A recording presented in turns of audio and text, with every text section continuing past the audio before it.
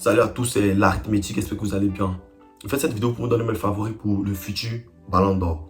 Et franchement, je pense qu'il n'y a pas des tonnes de joueurs qui sont dans ce lot-là, qui sont toujours bien placés pour remporter un Ballon d'Or. Parce qu'il y a des joueurs, il y a des légendes telles que Cristiano Ronaldo et Lionel Messi qui ont des carrières pour eux, des records pour eux, des titres pour eux. Bon, franchement, ils sont des joueurs qui sont hors normes et qui n'ont pas besoin de grandes choses pour remporter un ballon d'or. Mais même si cette année, même si actuellement ils sont en difficulté par rapport à, ils n'ont plus cette influence qu'ils avaient avant, ils n'ont plus cette importance qu'ils avaient dans le nouveau club et tout et tout. Donc surtout la situation de Cristiano Ronaldo qui est vraiment, franchement, il ne veut pas en parler. Donc il y a toutes ces situations qui font que, franchement, ils seront les moins bien placés dans mon top 5 parce que je vais faire un top 5 seulement des joueurs.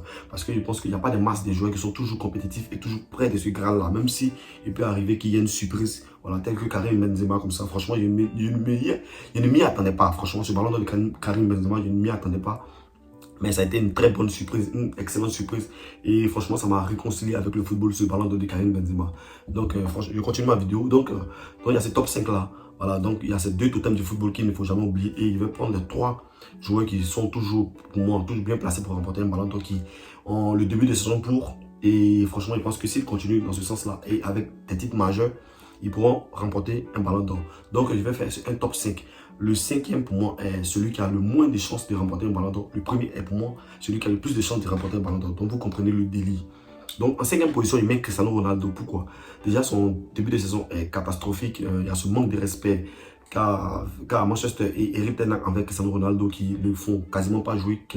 Un joueur qui a planté 18 buts en première ligue il y a cela quelques mois. Et franchement, ne pas lui faire confiance pour ce qui, pour moi, n'est pas justifié. Bon, bref, je ne veux pas rentrer dans ce débat-là. Donc, c'est un peu cela. Donc, Cristiano Ronaldo. Mais je pense que si Cristiano Ronaldo, avec le Portugal, remporte la Coupe du Monde, il sera très bien positionné pour remporter un ballon d'or. Et en janvier, s'il quitte Chelsea et quitte Manchester et signe à Chelsea, pardon, ou signe au Bayern, ou signe d'un club où il a la possibilité de grappiller quelques matchs en Ligue des Champions, marquer quelques buts en Ligue des Champions, se mettre en évidence en Ligue des Champions, après avoir remporté la Coupe du Monde, je pense que le ballon d'or de Cristiano Ronaldo est clair. Maintenant, en quatrième position, il y a Lionel Messi. Voilà, je mets Lionel Messi en quatrième position parce que déjà, il n'est pas le leader de son club. Donc, ce qui fait que la victoire du Paris Saint-Germain en Ligue des Champions ne sera pas directement mise sur Lionel Messi. Mais Lionel Messi a ce plan B qui est l'Argentine. Donc, si Lionel Messi remporte la Coupe du Monde avec l'Argentine, je pense que le ballon d'or sera quasiment acté, vu qu'il a des très bonnes performances avec le Paris Saint-Germain. Donc, je pense qu'il n'y aura même plus de débat. On lui donnera directement le ballon d'or. Maintenant, si Lionel Messi ne remporte pas le ballon et ne remporte pas la Coupe du Monde et qu'il fait une très bonne saison avec le Paris Saint-Germain, ça dépendra de l'impact qu'il aura lors de ces performances-là, vu que Mbappé est aujourd'hui le leader du Paris Saint-Germain. Donc, c'est pourquoi je mets Lionel Messi aujourd'hui en quatrième position de ce top-là. Maintenant, en troisième position, je mets Neymar. Je pense que Neymar réalise un excellent début de saison. Pour moi, son plus beau début de saison depuis très longtemps. Après cette année à Barcelone, je pense que Neymar est des retours. Et franchement, moi, je souhaiterais tellement que Neymar remporte un ballon d'or. Je pense que c'est l'année ou jamais pour Neymar, vu qu'il y a une Coupe du Monde. Et le Brésil est pour moi l'équipe favorite de cette Coupe du Monde-là. Parce qu'ils ont des grands joueurs à tous les postes. Ils ont des grands défenseurs. Ils ont Eder Militao, ils ont un gardien Ederson. Ils ont des bleus de terrain de ouf. Ils ont des attaquants de ouf. Franchement, je pense que le Brésil a tous les effectifs réunis pour remporter une Coupe du Monde. Ils sont homogènes. Tous les joueurs tels que Vinicius ont pris vraiment du galant. Rodrigo, franchement, je pense qu'ils ont une armada, une équipe équilibrée. Ils ont, pour moi, le meilleur défenseur au monde actuel qui est Marquinhos.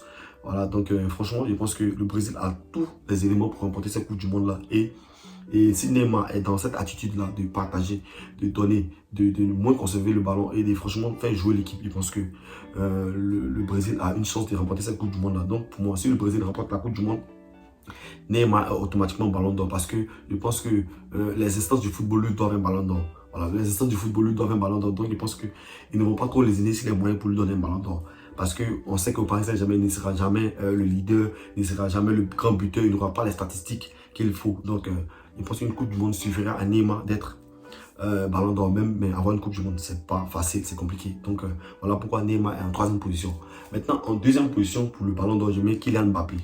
Pourquoi Kylian Mbappé? Je pense que Kylian Mbappé, il est en deuxième position parce qu'il a déjà gagné une Coupe du Monde. Voilà, à l'inverse de ses prédécesseurs, des autres membres des autres joueurs du top, Kylian Mbappé a déjà la Coupe du Monde. Donc, je pense que c'est très important dans ce futur ballon d'or là. Kylian Mbappé a déjà la Coupe du Monde, donc il ne sera pas jugé sur cette future Coupe du Monde. Il a juste à réaliser une bonne Coupe du Monde. Kylian Mbappé a juste à remporter une Ligue des Champions avec le Paris Saint-Germain. C'est tout. Parce qu'on sait que Kylian Mbappé sera le meilleur buteur du Paris Saint-Germain.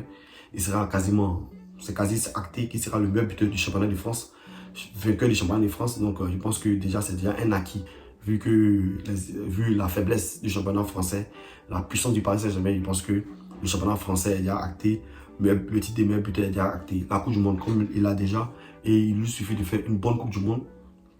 Et il lui suffit uniquement de gagner la Ligue des Champions en étant impactant. En marquant des buts décisifs à certaines rencontres. Je pense que Kylian Mbappé aura ce ballon d'or. Maintenant, ce sera difficile pour lui s'il gagne la Ligue des Champions et que Messi ou Neymar remporte la Coupe du Monde. Là, ça sera très compliqué.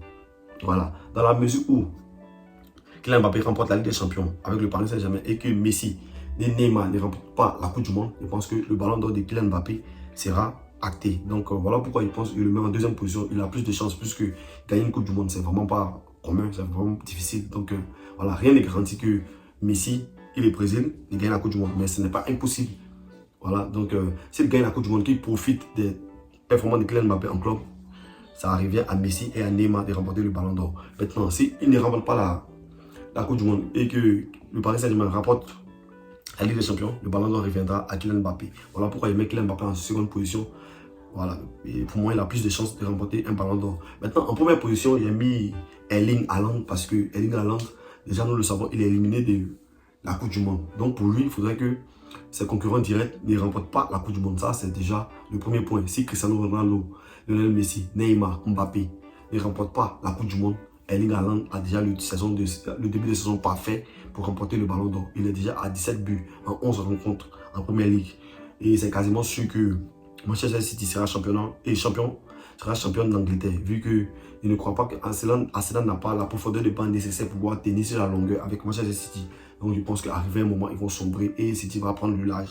Donc je pense que déjà son début de saison avec City est hors norme stratosphérique. Donc je pense que si personne des 4 joueurs mentionnés ne remporte pas la Coupe du Monde et que Erling Haaland continue sur ce niveau-là et qu'en Ligue des Champions, City parvient à remporter la Ligue des Champions, Haaland sera ballon d'or. Donc pour moi, Haaland a plus de chances de remporter le ballon d'or. Et si Haaland, avec ce début de saison en Première Ligue, remporte la Première Ligue, finit meilleur buteur, gagne le soulier d'or et que aucun des autres joueurs mentionnés, Cristiano Ronaldo, Messi, Neymar, Mbappé, ne remporte la Coupe du Monde et aucun d'eux ne remporte la Ligue des Champions et que Haaland ne remporte pas la Ligue des Champions, je pense que Haaland gagnera encore le ballon d'or.